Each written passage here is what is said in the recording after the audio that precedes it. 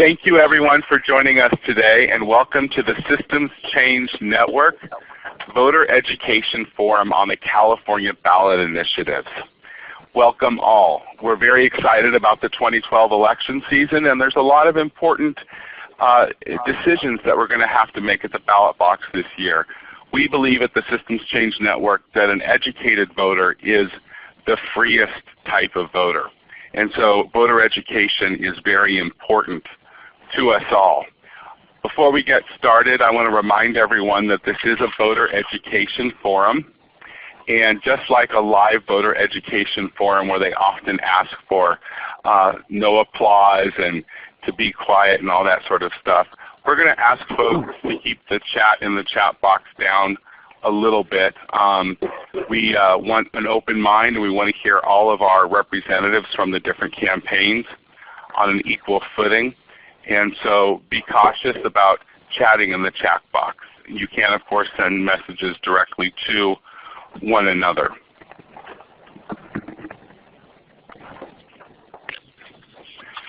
So the Systems Change Network. Since 1997, the California Foundation for Independent Living Centers, also known as CFILC, has been the hub for a systems change network to educate and organize California's disability community.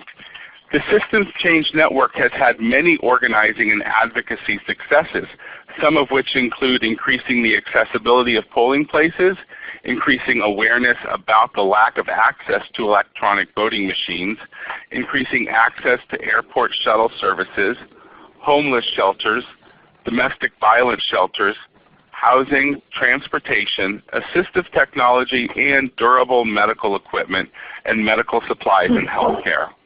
In 2012, the Systems Change Network is moving into the social networking world with the launch of this SCNet website, which is at www.scnetca.org. And we are focusing on organizing local initiatives statewide. We are building local action teams to support the implementation of Olmstead through increasing access to accessible, affordable, integrated housing, increasing access to accessible and affordable transportation options, promoting the inclusion of disability history in California schools, increasing awareness of the frequency and impact of bullying on youth with disabilities, increasing civic participation through nonpartisan voter education, voter registration, and get out the vote activities. If you visit us on the web at www.scnetca.org, there you can find things like our news and current topics. You can reach out to our community and the Olmstead organizers and systems change advocates at the 28 independent living centers across California. Take part in our trainings and events like today. Access resources for Olmstead, education, and more. Sign up to volunteer with the Systems Change Network, and visit our Disability Vote Action Center where you can learn about our Get Out the Vote activities. So I'm quickly going to go over today's agenda. First, we're going to review the background of today's forum and the rules. I'm going to introduce the moderator and hand everything off to our wonderful moderator today. And she will be taking us through the Voter Education Forum about Proposition 31, Proposition 30, and Proposition 38 in that order. And then we're going to touch on some voter resources that you can access, and of course we'll finish with the survey. Now before we get started on the background and rules, I will remind everyone, if you are on the teleconference line, please mute your phone either with your mute button or by pressing *6. That's going to get rid of the background noise. Many of the speakers today had to call in, so we need to be able to keep the phone line a little bit distilled of noise so that they can have a good voter education forum and speak to one another. So the background for today's voter education forum is that the propositions that we're discussing today were chosen by survey engaging people with disabilities across California. questions that will be asked today were submitted by people with disabilities from the independent living centers in California that interact with the Systems Change Network. Now for the fun part, the rules. Let's talk about the order that we're going to go in today. The order of the propositions was dictated by schedule of speakers, but the order of for and against was dictated by an inter-office coin toss, and the for side won. So each section will begin its progression with the for side, and the against side will go second. At the end, that also means that the against side gets the last word, but the for side gets the first word. Each side will get 2 minutes of opening statement, and then each side will get to answer 3 questions. So 6 questions total, but each speaker will get to answer 3 questions, and they will have 1 minute each to answer the questions.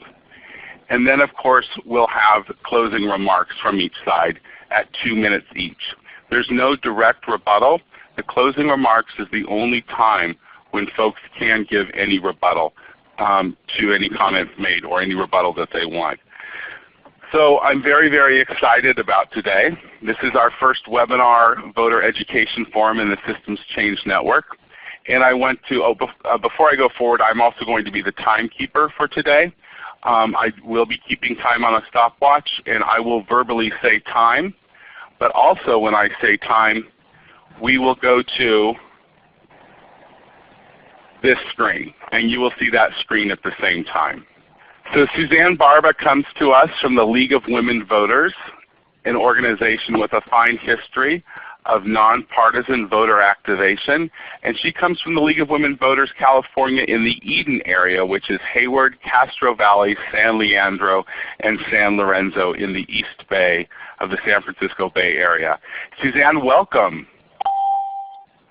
Thank you very much. I've done a lot of moderating, and I think this is going to be as close as I'll get to seeing my name in lights because I can see it on the screen. So let's begin with Proposition 31, and the proposition title is State Budget, State and Local Government. This is a constitutional initiative amendment, and the summary goes like this, the way it is now. Every year, state lawmakers and the governor approve a budget for the general fund that has to balance planned spending with expected revenue. When they pass laws during the year, they do not have to say where the money to pay for any new costs will come from. What Proposition 31 would do if it passes. The state would plan and approve a budget every 2 years instead of every year. Lawmakers would have to find a way to pay for any new law that would call for more than $25 million per year in either spending or tax cuts. In financial emergencies, the governor would have greater power to cut spending to balance the budget. Local governments such as counties, cities, school districts, community college districts, and other special districts would set up new ways of coordinating to provide services, and Prop 31 would transfer some money from the state for that purpose. The effect on the state budget would be transferring state funds for local government collaborations would decrease state revenue and increase local revenue, probably about $200 million every year. It is hard to predict the combined effect of other parts of Prop 31. And our speakers today are, on the for side, Fred Silva. He is from the California Forward organization. Fred Silva is California Forward's Senior Fiscal Policy Advisor. Having spent 40 years in the development of public policy in state and local government, Fred is an expert in state and local finance, in government operations, and the history of the state and local fiscal relationship in California. Prior to working with California Forward, Fred was a fiscal policy advisor to New California Network and previously Senior Advisor on Governmental Relations for the Public Policy Institute of California. From 1994 to 96, Fred was Executive Secretary to the California Constitution Revision Commission, where he directed the staff work and wrote the final report of the commission. He was Chief Fiscal Advisor to the President Pro Tem of the California State Senate from 1981 to 94. He also was Chief Consultant to the Senate Local Government Committee from 1975 to 81. Fred holds a bachelor's degree in public administration from San Jose State University. So welcome, Fred. And the speaker who will speak against is Mike Harold. He is from Western Center on Law and Poverty. Mike Harold, who joined the Center in December 2003, has been an advocate for the poor and for affordable housing for more than 20 years. As the former Executive Director of Housing California, Mike championed such issues as affordable housing, homelessness, community reinvestment, and adequate public benefits and services for the poor. In February 2002, Mike was appointed by Governor Davis as Deputy Director for External Affairs and Innovations at the State Department of Housing and Community Development. His official duties included interagency, liaison, public speaking, and federal advocacy. He co-authored reports by Governor Davis's Interagency Task Force on Homelessness and played an active role in creating the state's Olmstead Plan and staffed HCD's Farm Labor Housing Assistance Plan. In 2003, he served as HCD's Acting Deputy Director for Legislation before joining Western Center. Mike is a lawyer and a native Californian who graduated from UC Santa Barbara. And so we'll begin with a 2-minute opening statement. Yeah. All right. Thank you very much, Suzanne. I'll give you a quick backdrop about Prop 31 and why we have proposed the measures that we have. All of us have been frustrated about the state's budgeting practices. Certainly one solution that people talked about a lot was the vote requirement. That's been settled. It's now a majority vote to pass a spending plan in California. But over time, partly because of the dynamic nature of the California economy and partly because of our tax structure, which is quite volatile, we have these boom and bust budgets where at one point there's a lot of resources that all go into programs, and then shortly thereafter all of those adjustments and improvements to programs have to be withdrawn in the form of spending cuts. And certainly the disability community has felt the brunt of that. So what we did was we spent some time looking at other state budgeting practices to see those states that had similar tax systems or similarly situated dynamic economies to see how do they deal with this problem of boom and bust budgeting. And there were two conclusions we came to. One of them was that in looking at other states, there in fact was a sustainable model, a model that would sustain investment over time. And the second was you could actually use budgets to improve results. In other words, you could connect expenditures with improving program outcomes. So we looked at those models and constructed a revision to our budgeting practice. The first was to extend the fiscal horizon and to have the governor at the beginning of each biennium session, that is a 2-year session of the legislature, present a 2-year spending plan with annual appropriations.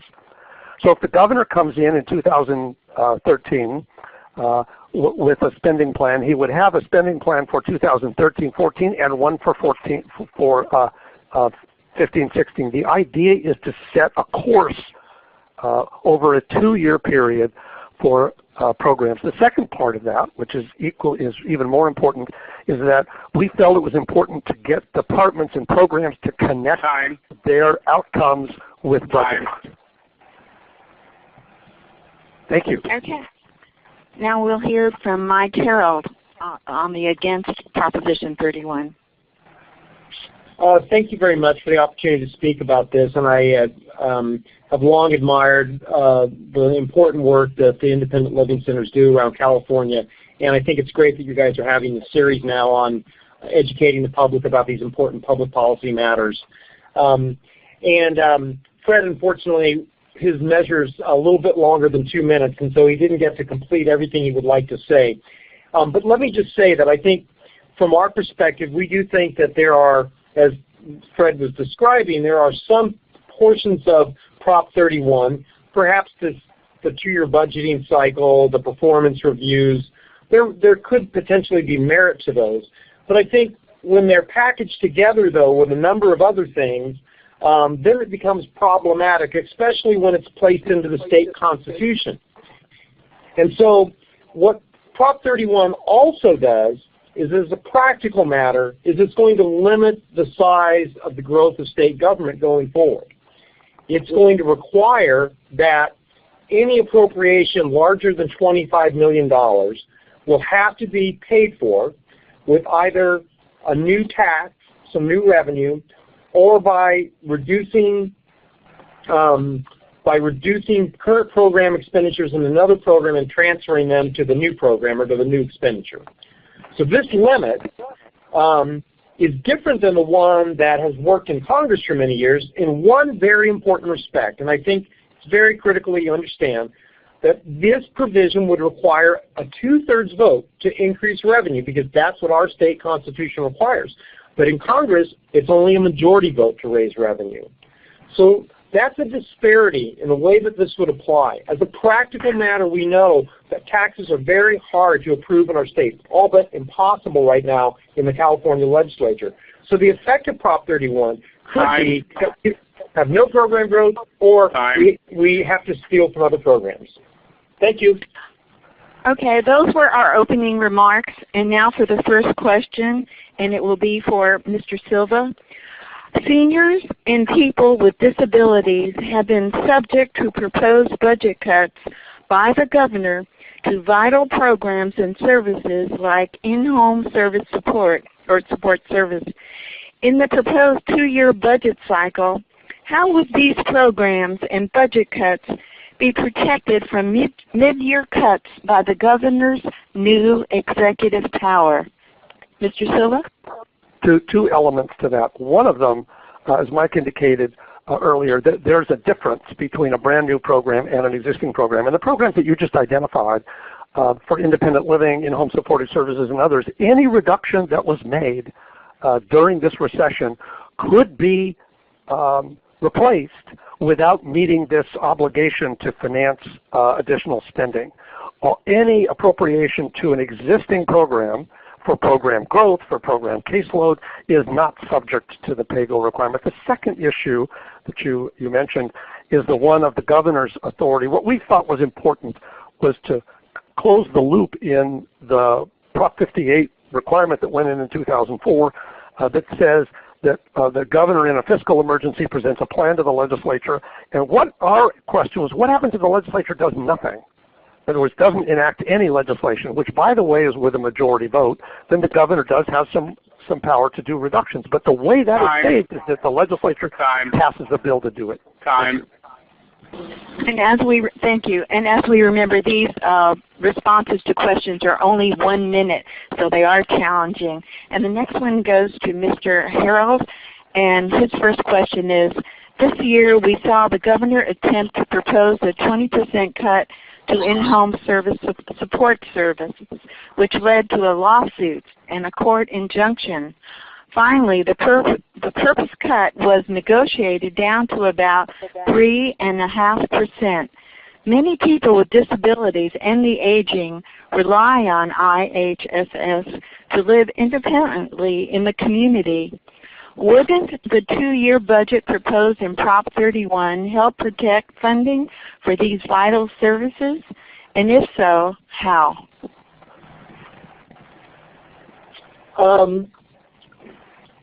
No, it wouldn't necessarily have that effect at all, because it would all be determined by the negotiation between the governor and the legislature about the level of funding for IHSS, whether it's a 1-year budget or a 2-year budget. So as a practical matter, the 2-year budget, I think, it lends some more stability, I think, for programs to know that they have a little bit longer period of time, but it wouldn't necessarily guarantee a particular level of funding. So I would just complete Fred's thought on the other issue about the governor's power, which is that this measure exempts out constitutional requirements, public education spending required by Prop 98, pension obligations, and also our payments on bonds, which means that the only thing it can really take from are all the rest of the government's spending, which is less than 50% of the remaining general fund, which means much of the Health and Human Service budget not protected by federal law would be at risk by the governor's new power. Okay, Fred, here's your second question. Suzanne? Yes. Can I just quickly ask people to mute your phone if you're listening on the phone, and if you are listening on the phone and you're on the computer, please turn your speakers down so we don't get an echo. Thank you. Okay. Am I one of the culprits? No, you're not. You're perfectly fine, and so are the speakers. There's just a little echo from some other noises in the background. Because my phone is muted. Okay, Fred, here's question 2. And it looks like it may be longer than your answer is going to be, but I'm sure these are very thoughtful questions. People with disabilities have advocated for decades with their local authorities for reasonable accommodations, and in many cases have not received the same level of recognition and collaboration at the local level as they have at the state level. The proponents of Proposition 31 say that if passed, it would encourage local collaboration and problem solving. How would it promote this type of cooperation between local authorities and the disability community for creating new solutions to barriers experienced by people with disabilities in housing and public transportation, for example? Well, thank you. Ultimately, these problems are solved locally, whether it's within a city or within a neighborhood. And one of the things, the conclusions we came to, is that the collaboration and integration of services between cities, counties, and schools often that needed to be improved. And so what we suggested is that to the extent that communities have a method for improving those results, they ought to be able to adopt that. And second is there's a transparency requirement that requires those entities to involve all of the constituency groups within a community. So there's a very strong constituent participation requirement that goes along with what is known as the Strategic Action Plan. Okay, thank you. Mike, your second question is, people with disabilities rely heavily on local public transportation. Some say Prop 31 opens the door to more local creativity and partnerships that could be beneficial to removing barriers to access for people with disabilities, for example. If Proposition 31 fails, does the current budget system sufficiently support continual problem solving for access to public transportation and accommodations at the local level? Well, I don't know. I think that the current system is obviously not perfect. I mean, I think transportation is one of the key concerns for persons with disabilities, having reliable transportation, evening transportation, weekend transportation. These are all very crucial issues. And, you know, Prop 31 isn't really necessarily designed, however, to provide a solution for the transportation problems of disabilities. In a perfect world, it's really designed to take care of the constraints that are on current levels of funding and allowing those funding streams to be blended together. And that works great if you're in a community which is really into creative solutions. But if you're in a community which really doesn't like many of the creative solutions that have come from Sacramento, you may end up with a plan that gives you less than you currently have. And we get concerned about these local plans because we want to make sure that persons with disabilities have the same opportunities to thrive in Kern County as they do in Marin County. And we worry that the way that Prop 31 is written is that it could actually, in some cases, provide less services to some communities. Thank you, Mike. Fred, your third question is, what new powers does Prop 31 give the governor, and how would these powers allow him to balance the budget? There are two important powers that are involved here. One of them is it requires the governor and his administration to connect their spending to improving results. It's always a challenge when you all look at the budget for issues that face the disability community and say, gee, how's that going to help improve our lives? What the governor is now required to do is to show how that expenditure improved results. Certainly you're strong advocates for those programs, and so we're hoping that you can connect both spending and improving results. The second is that there is a provision in here which allows the governor, if the legislature simply does not act in a fiscal emergency, to use his power to reduce spending. Now that's only if the legislature doesn't pass a bill and it's a majority vote to do that. Okay, thank you. Mike, your third question is, what would be the impact at the local level of the new powers given to the governor if Prop 31 passes, and how would that impact be felt by people with disabilities? Well, oh, pardon me, I pushed my mute button inadvertently. Well, this is similar to what I was describing a little bit earlier when I described the governor's new powers under Prop 31. Fred describes it accurately how it would work. This would only crop up in a situation where the legislature was given, the governor called a fiscal emergency, they failed to respond and send him a bill that responded to that fiscal emergency, and in that case these new powers would crop up. And so, potentially, the thing to take note of is that it's the programs that aren't protected under Prop 31 that we would all care about. Things that are funded from the state general fund, programs like IHSS, DDS, for example, the CalWorks general fund programs, other things like that, child care programs, for example, all of those would be potentially the only places that you could go to make reductions, because so much of the main part of the general fund is walled off under Prop 31 for those powers. So I think that's one thing. So that is, I think, that will transfer down to the local level. Okay, your closing statement's coming up, so if you didn't finish your answer there, you could do it at your closing. So the closing statements get 2 minutes each. And Ted, my instructions say the against speaker, is that right, speaks first? No, the for speaker speaks first, and then the against speaker has the final word. Okay, so the for speaker has 2 minutes for his closing statement. Fred? Okay, thank you, Susanna. Thank all of you for participating in this discussion about how to improve California budgeting and state-local relations.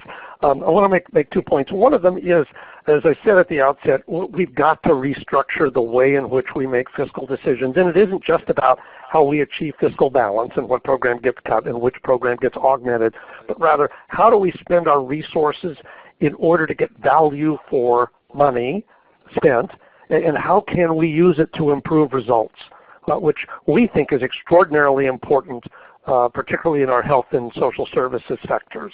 The second is that in doing so, it's important to connect what the state resources, how the state resources are used at the local level. You mentioned earlier transportation issues with respect to people with disabilities.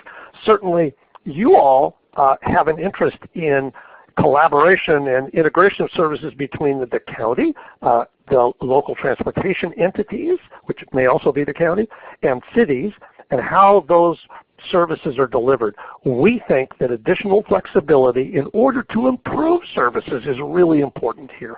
And those are the two primary things we think are important in Prop 31. And so thank you all for listening, and good luck to all of you in this election. Thank you, Fred. And now, Mike, your closing statement.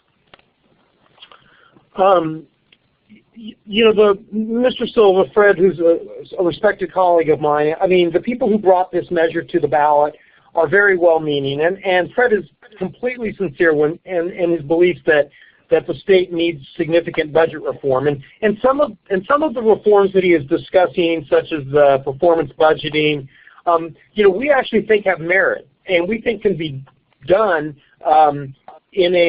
without the need to draft an entire constitutional amendment. And I think what we're more concerned about is the unforeseen consequences that will arise from this, and we think particularly the pay-go provisions and the ability of local governments to redesign programs.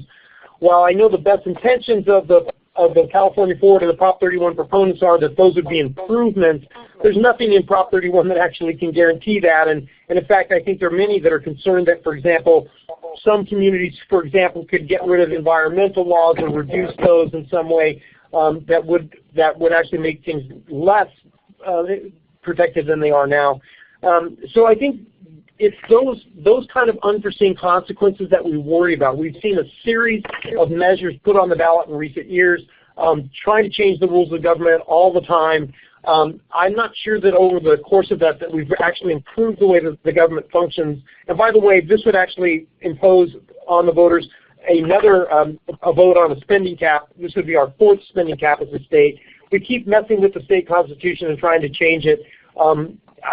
This kind of piecemeal approach, I think, doesn't always lead us to the best results, even if some of the proposals inherent in it are well-intentioned. And so we would urge people to vote against Prop 31 and for the legislature to consider some of these measures as they go forward for their own implementation without the need for constitutional change. Thank you very much, Mike. That was very, very, very educational. And now we'll move to Proposition 30. And Proposition 30, the title is Temporary Taxes to Fund Education and Guaranteed Local Public Safety Funding. This initiative is a constitutional amendment. In the summary, explaining the way it is now, in preparing the current 2012-13 general fund budget, state lawmakers could not cover the cost of programs with estimated revenue. To create additional revenue, lawmakers passed this year's budget with a plan of asking voters to approve temporary tax increases. That plan is Proposition 30. If voters do not approve Proposition 30, then the budget has required trigger cuts of $6 billion, mainly to K-12 education, community colleges, and public universities. What Prop 30 would do if it passes, it will make temporary increases in sales tax and personal income tax, mainly to pay for educational programs. The sales tax would go up by 1/4% for 4 years. For 7 years, there would be higher income tax on people making over $250,000 of taxable income per year, and couples filing jointly with over $500,000 of taxable income per year. K-12 schools and community colleges would receive most of the revenue from these increases, with the rest going to help balance the state budget. Prop 30 would also require the state to continue to fund local public safety programs that were transferred to local government last year. The effect on the state budget is, every year for the next 5 years, these temporary increases would add an estimated $6 billion to the state general fund. There would also be some smaller amounts of additional revenue available for other budget years. And in the current budget year, the planned cuts to education would not go into effect. The planned cuts are the trigger cuts that they mentioned earlier. So our two distinguished speakers on Proposition 30 are Peter Wawudi from California Partnership. And Peter is the Northern California organizer for California Partnership, a statewide coalition of anti-poverty organizations working to ensure that every Californian has enough to thrive. In his role with the partnership, He has led efforts with the Health and Human Services Network working to protect California's social safety net, as well as the Reclaim California's Futures campaign, aiming to bring equity to California tax system. And Mr. Woody is going to be speaking for Proposition 30. And David Wolf from the Howard Jarvis Taxpayer Association will be speaking against Proposition 30. David Wolf is the Legislative Director for the Howard Jarvis Taxpayer Association, where he has worked since 2006. He has worked on various campaigns, including Proposition 98 in 2008 and Proposition 1A in 2009, doing coalition building and communication outreach. In 2010, David was actively engaged on 5 proposition campaigns for radio and print interviews, speeches before different groups, and writing letters and articles. In 2008, he coordinated a taxpayer group conference featuring the participation of over 25 different groups from across California. This was the first time in recent memory local taxpayer groups were able to gather together to share insight and ideas. David began his political career as legislative aide and assembly fellow in the California State Legislature and studied history at Sonoma State University. And so once again, we will begin with 2-minute opening statements from each. And Ted, I'll be starting with the 4 first. Yes, each section will start with the 4 side. Okay, now I got it. So Mr. Woody, would you do your opening statement, please? Certainly. Folks can hear me okay? So my name is Pete Ballot, and I work with the California Partnership, and we're really excited to support Prop 30 and really excited that you folks at CCFILC and others have joined this conversation. Prop 30 is the first step, we see it as the first step to rebuilding our state back to a place where everybody's got the things that they need, and we're able to rebuild the golden era of the Golden State. We're able to get back to what California is supposed to be for families, for individuals, people with disabilities, children, seniors, the rest, everybody in our state. So year after year, you folks have seen that budget cuts have come down heavily on health care, on education, on social services, and in-home supportive services with the 20% cut proposed last year. That is the perpetual cycle that we've trapped ourselves into, and Prop 30 is the start of how we get out of that.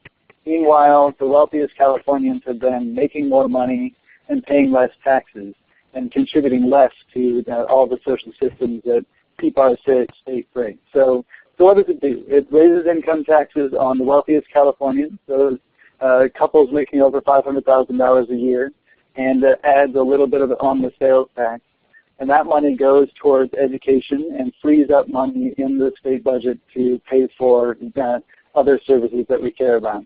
It also would prevent the $6 billion of trigger cuts that are slated to go into effect immediately after the election on November 7th if it doesn't pass. So if Prop 30 doesn't pass, school years will be 3 weeks shorter.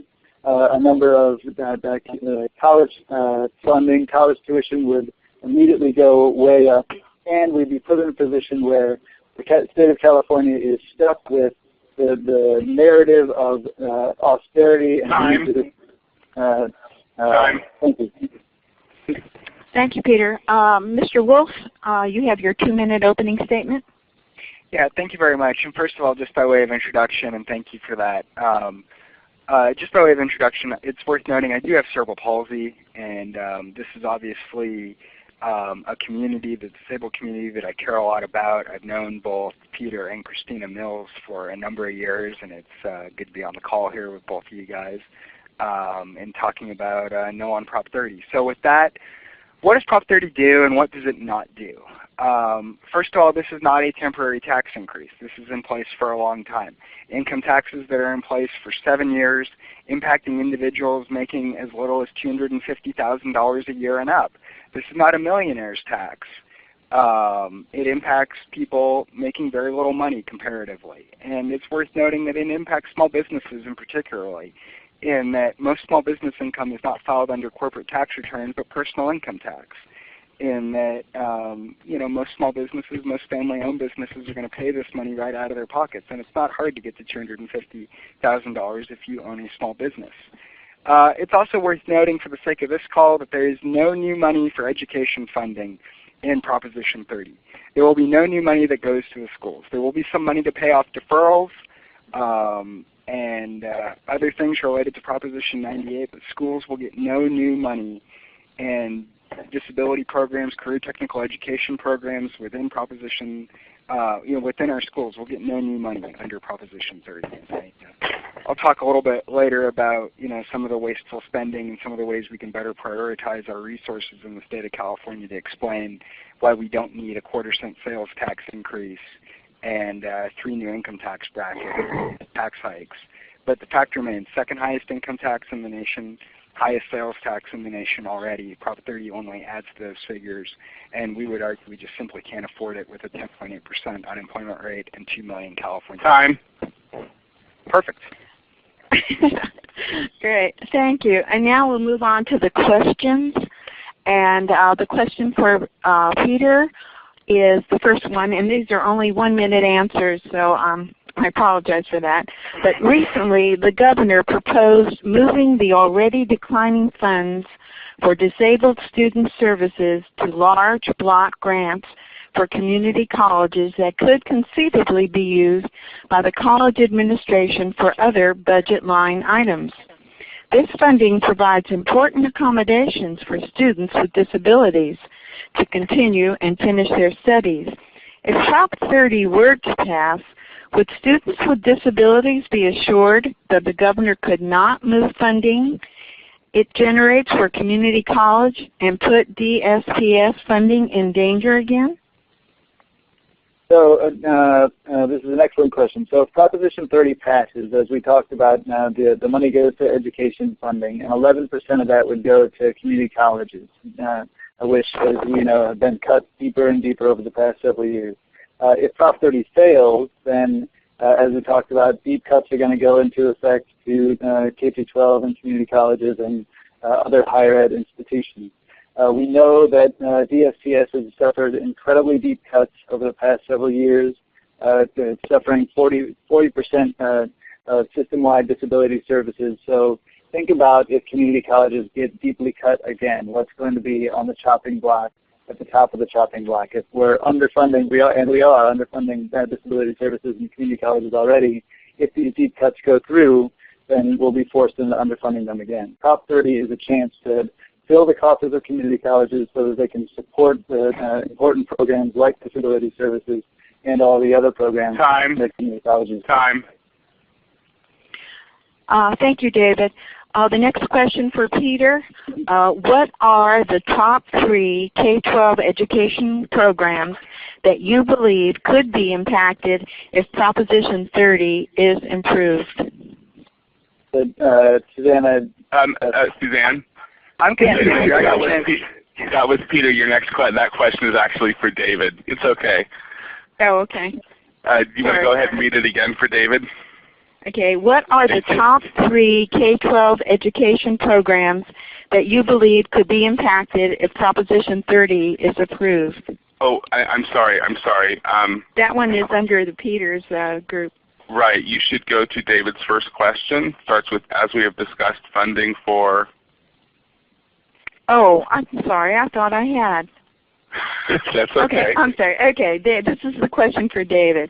As we have discussed, funding for disabled student services provide vital accommodations for students with disabilities to be able to complete their education. These students already take longer to finish school, partly because of the limitations schools have in providing these services under current funding. Wouldn't programs like DSPS prosper by the additional community college funding proposed in Prop 30?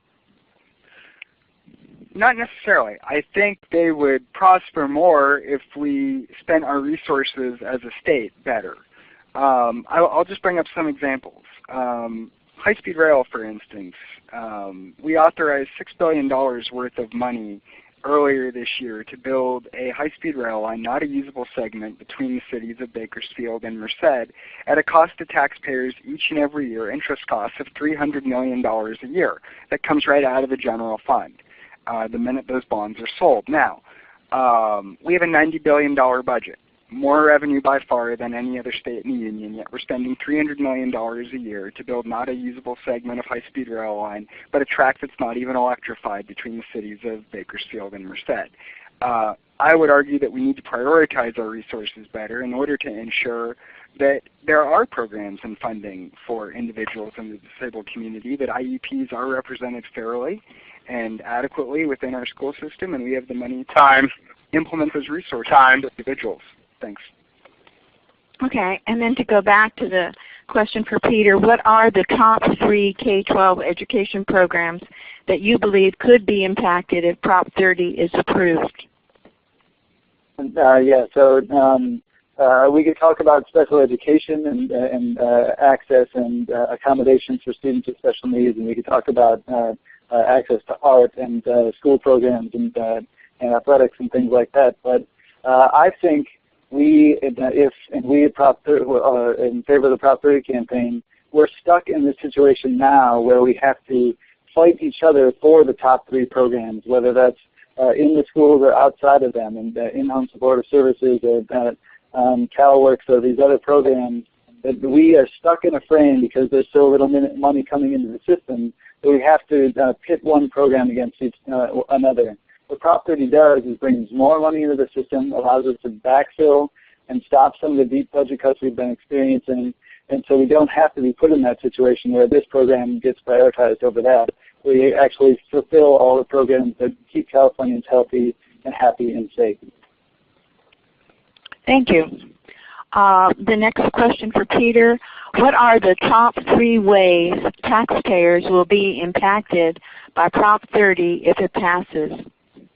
Suzanne, that was the right question, but that's for David. No, that's okay. You had the right question, but that one was for David. I'm sorry. That's okay. You want to read it again for David? Yeah, you don't need to read it again. I'm looking right at it. What are the 3 ways taxpayers will be impacted? I think they'll be impacted very negatively. Again, I already referenced small business owners who are certainly going to get caught up in that $250,000 1% income tax increase under Prop 30.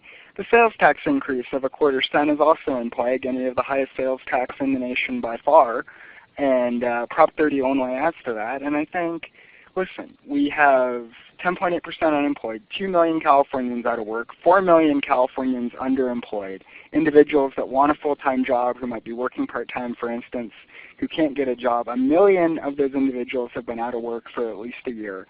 And increasing regressive taxes on products and things we buy every day is not going to serve to fix our budget deficit. It's not going to bring new money to schools because, again, no new money for education under Prop 30. And, I just it's a very negative thing when you're talking about a structural budget deficit in the state of California of $15 billion and no remote high-speed rail, et cetera. Time. Thank you. And now I hope this is the right question. Classroom size and student-to-teacher or staff member ratios have been an issue of debate or concern for many years in California's K-12 schools.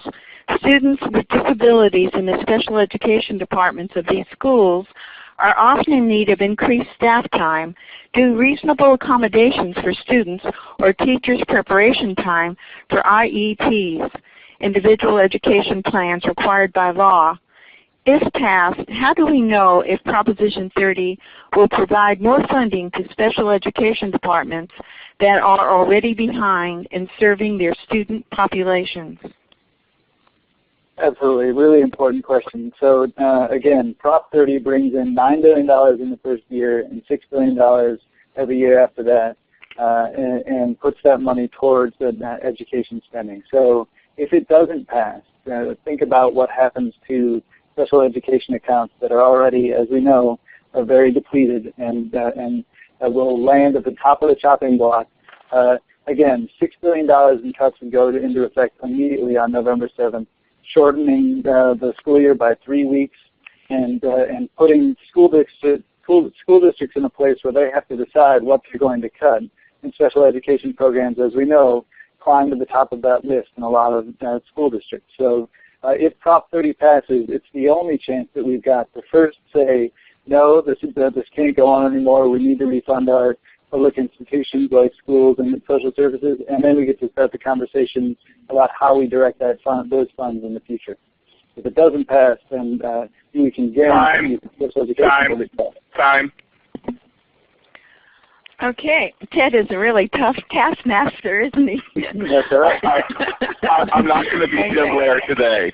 He needs to do the same with me. Okay, make sure I'm on the right question. This last question, we have asked about how Prop 30 might impact funding for K-12 special education departments. How would you propose to maintain education and increase access for students with disabilities in these departments without the additional funding proposed by Proposition 30? Is that to me? Yeah, David. Okay. No, I mean, simply put, listen, prioritize revenue. Don't spend money on high-speed rail. Pass legitimate pension reform that actually goes a long way towards solving our $500 billion unfunded pension liability. Don't allow the Parks Department to sit on $54 million of money that they stuck in a slush fund while we were closing and trying to privatize parks. Prioritize our resources. Figure out where the money is and figure out how to spend it effectively in order to positively impact the greatest number of Californians, including those within the disability community. Let me talk about the trigger cuts real quick. The trigger cuts are not in the proposition. The $6 billion of trigger cuts are not in the proposition. They're in the budget bill that was approved by legislators in June.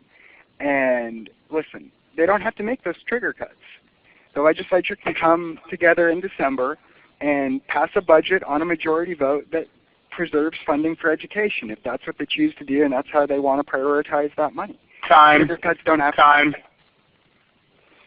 Okay, and now for the closing statements. That will be 2 minutes, so if you didn't finish anything that you wanted to say in your answer to the questions, you could probably include it in your closing statement. Peter, with your closing statement, your 2-minute closing statement? Great. Thank you all again for Thank you all again for engaging in this really important conversation. So I think you can hear a clear difference in what the California I'm talking about and the California David is talking about. And the difference is this.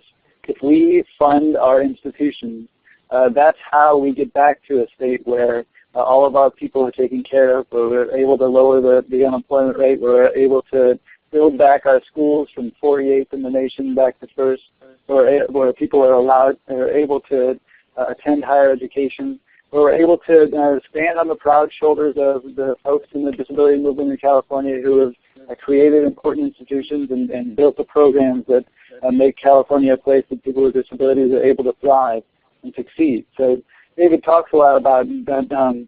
We can't do anything about the high-speed rail. We can't do anything about the other pieces that he's talked about. What we can do something about is passing Prop 30 and giving an indication to the rest of California, to the legislature and the world, that this is an important moment where the folks who are making the most, couples making over $500,000 a year, which are folks who are doing very, very well and have done much better over the past several years than the rest of us, they're asked to contribute more, which they haven't been doing. And that money goes into funding all of the things that we care about in California: schools, health care, in-home supportive services, access to community colleges and higher education, all these pieces that make California great. What we're really talking about here is the future of California. Quickly to address the $6 billion in trigger cuts does go into effect after the election. And David's right, they can decide to take that out of education or take it out of all of the programs that they normally go after, Health and Human Services, IHSS, et cetera. So those $6 billion are going to go into effect, and they'll likely come out of the things that we care about. And we know that they'll come out of the things that we care about. So we urge you to vote yes on Prop 30 and send the state around. Time. Okay. David, your closing 2-minute statement? Simply put, taxes are already high. Highest sales tax in the nation, second highest income tax in the nation, highest corporate tax in the western United States, highest gas tax, And even with Prop 13, we have the 14th highest property tax in the nation per capita, according to the Tax Foundation, which is a nonprofit think tank out of Washington, D.C.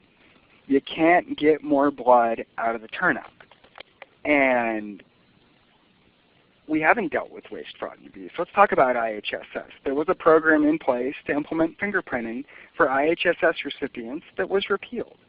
That would have gone a long way to rid some of the waste, fraud, and abuse in IHSS. And listen, I like IHSS. Individuals should be able to be in their own homes and receive care and not be stuck in adult day health care services. It's cheaper, it's better for those individuals, and I'm all for that. But we need to work hard, and the fingerprinting is just one example, to remove waste, fraud, and abuse in government because our taxes are already too high. We do have a $90 billion budget. We do have money coming in, and we need to work hard to spend it more effectively before we ask for a $50 billion tax increase that is going to impact every single one of you, including those in the disabled community. Okay, great. Thank you so much. It's been very enlightening. And now we'll move on to the next proposition, which is Proposition 38. And Proposition 38 title is Tax to Fund Education and Early Childhood Programs. This is an initiative statute, unlike Proposition 30, which was a constitutional amendment. So Proposition 38, the way it is now, under California's personal income tax system, people with higher incomes pay a bigger percentage of tax on their income. State income tax rates range from 1% up to 9.3% for the highest income tax bracket. Personal income taxes are the largest source of revenue for the state's general fund, which provides most of California's public school funding. And this is what Proposition 38 would do if it passes. It would increase personal income tax rates on all but the lowest income brackets. Tax rates would increase by 0.4% up to 2.2%, depending on income tax bracket. The highest income tax bracket would be at 11.5%. This tax increase would end in 2024. Initially, 60% of the increased revenues would go to schools, 10% to early childhood programs, and 30% to state debt payments. In 2015-16 and in 2016-17, a higher share could be used for state debt payments, and after that, roughly 85% of the funds would go to schools and roughly 15% would go to early childhood programs. The effect on the state budget would be Proposition 38 would generate about $10 billion every year. In the first few years, school districts would receive about $6 billion per year, and early childhood programs would receive about $1 billion, mainly for child care and preschool. Until the end of 2016-17, the remaining $3 billion would be used to make payments on the state's debt. And our speakers on Proposition 38 are Sharon Scott Dow, who's with the Advancement Placement Project, Sharon Scott Dow, Advancement Project. Sharon Scott Dow is Director of Governmental Relations in Sacramento for Advancement Project, a California civil rights nonprofit working in the areas of education equity, urban peace, and healthy city. Advancement Project is one of the main proponents of Prop 38. Dow is a former teacher and holds a BS and MS degree from Southern Oregon University. And the against arguments will be by David Wolf of the Howard Jarvis Taxpayers Association, and we have read his bio previously for the Proposition 30. So we'll just start with 2-minute opening statements. And Ted, who goes first? Suzanne, we'll start with the for side with Sharon Scott Dow and just go in the same order that we did beforehand.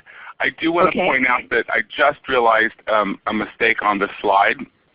And so everyone looking at your screen, of course in the boxes about what people say or for Prop 38, what people say against Prop 38, it does say Prop 38 there.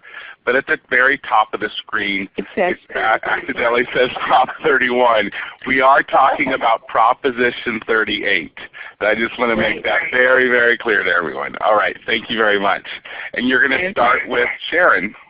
Sharon, right, for a 2-minute opening statement. Sharon. Hello, everyone. I want to thank the California Foundation for Independent Living Centers for sponsoring this. This is Proposition 38 is basically an education initiative. It runs for 12 years, and we took a look at this because of the dire state of school funding in California. In the 1960s, we were among the top performing schools in the nation, and we were ranked in the top 5 in per pupil funding to go along with that. Right now we've suffered $20 billion in cuts since 2008 for K-12 education. We've laid off over 40,000 educators. We're ranked 47th in the nation in per pupil funding. We have the nation's worst class sizes.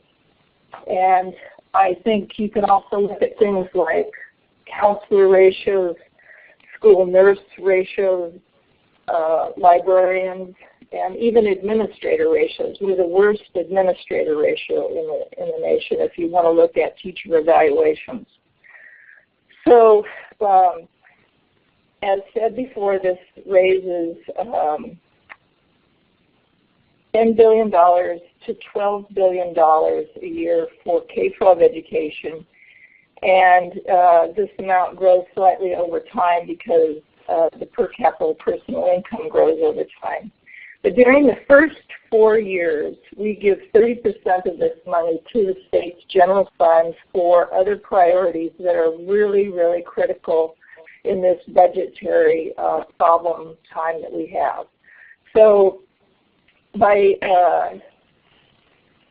looking at this as a whole, actually what we've done with education is remodeled how children and our schools are funded. Sorry, Sharon. Okay, our next speaker, David Wolf. Your opening statement. Yes, 2 minutes for your opening statement. Yeah. Hi, guys. Welcome back.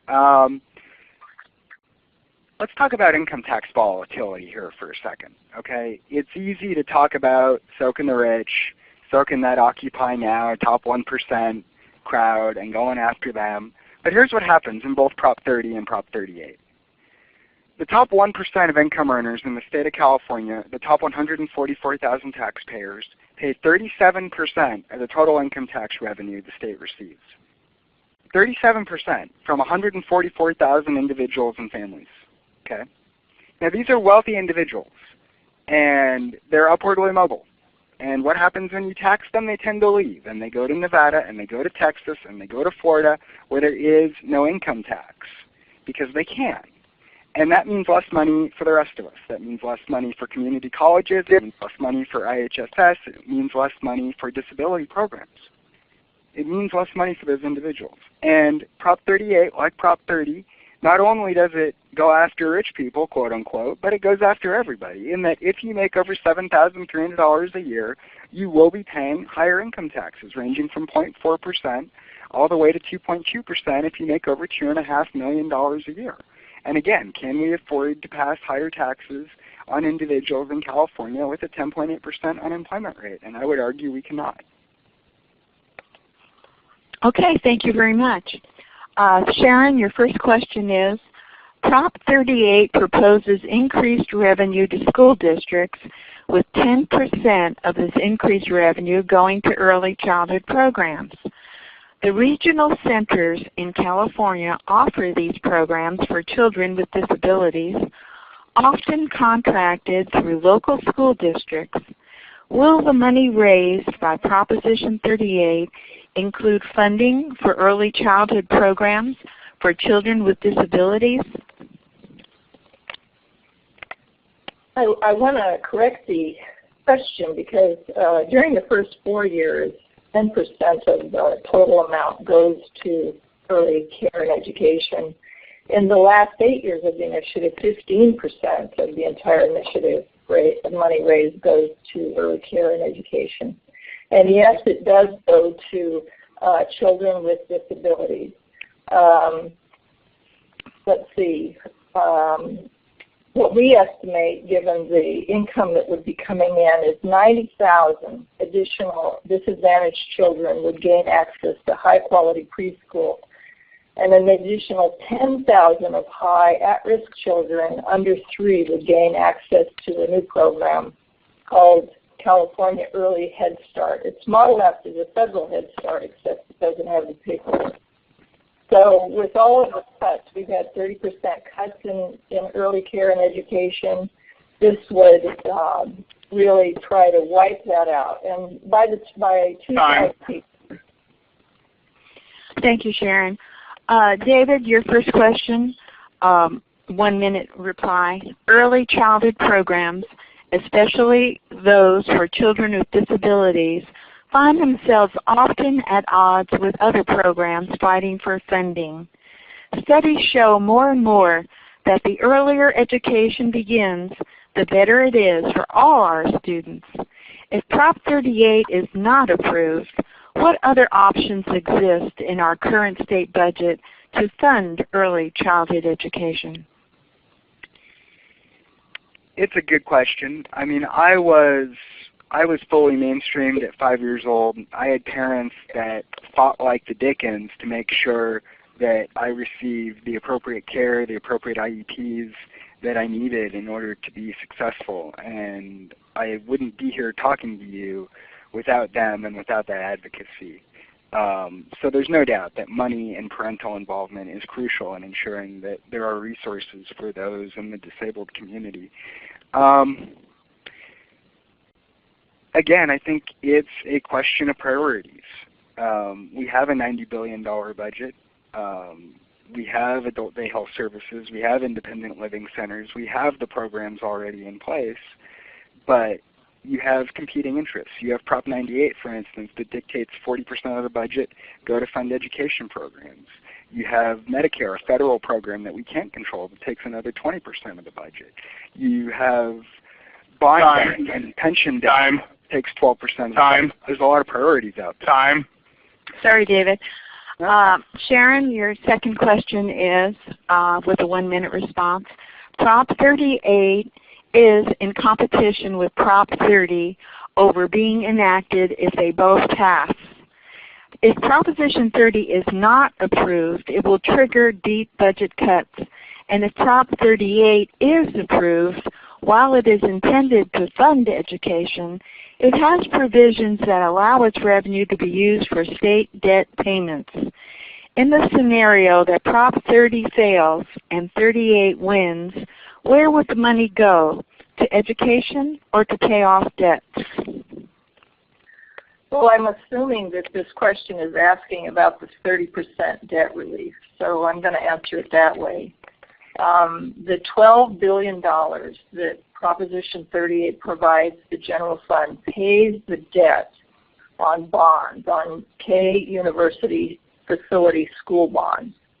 And because the general fund pays off its debt first before it pays off any other social services, this contribution to the general fund will actually free up and make this $12 billion available for priorities of the legislature, which I would hope personally is along the lines of higher education and our Health and Human Services network.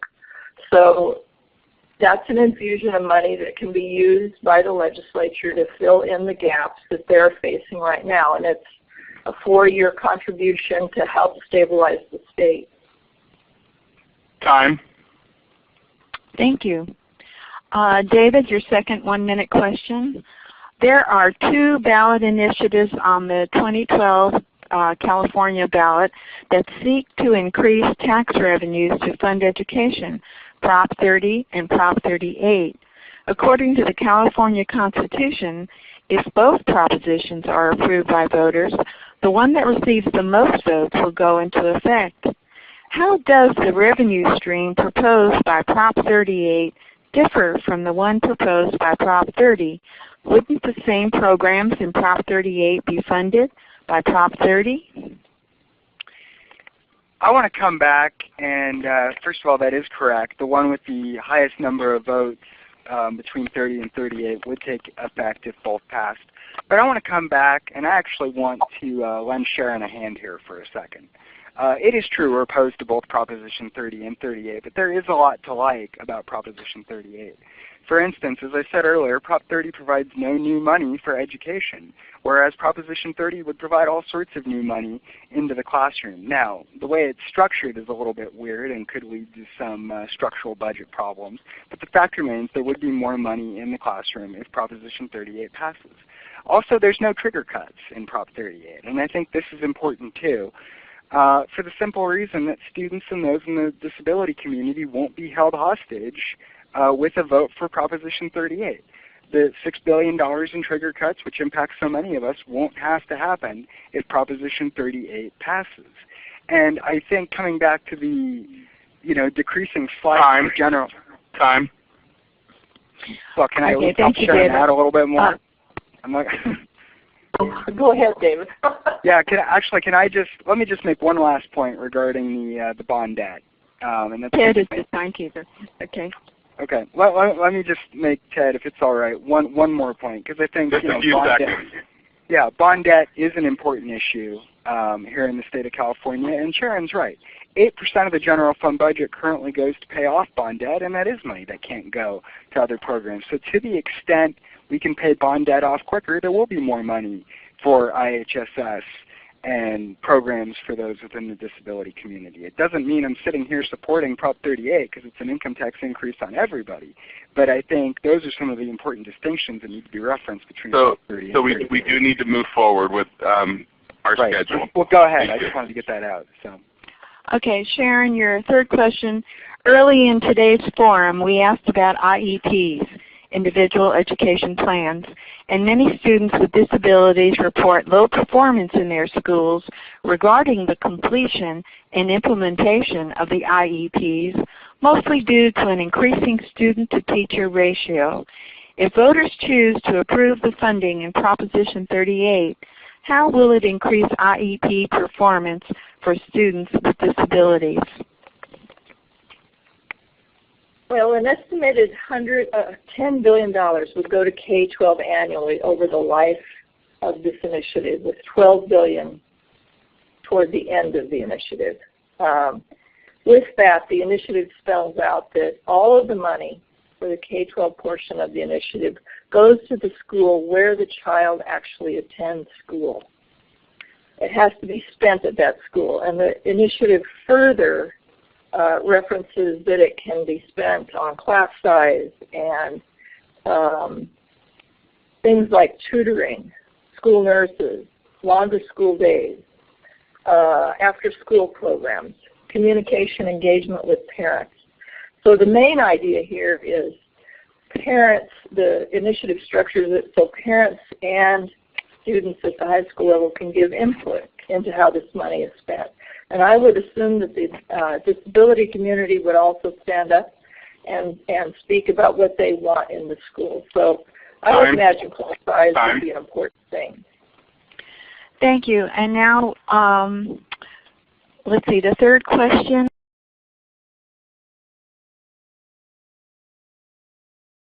In both the current election cycle and in 2010, education spending has been a big topic.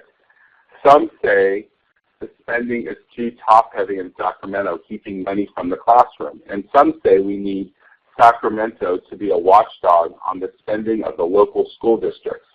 Which is more correct, and how does Prop 38 address this issue or does not address the issue? Well, first of all, listen, I mean, it definitely is too top-heavy. We have 40% of our general fund budget right now under Prop 98 that goes to education.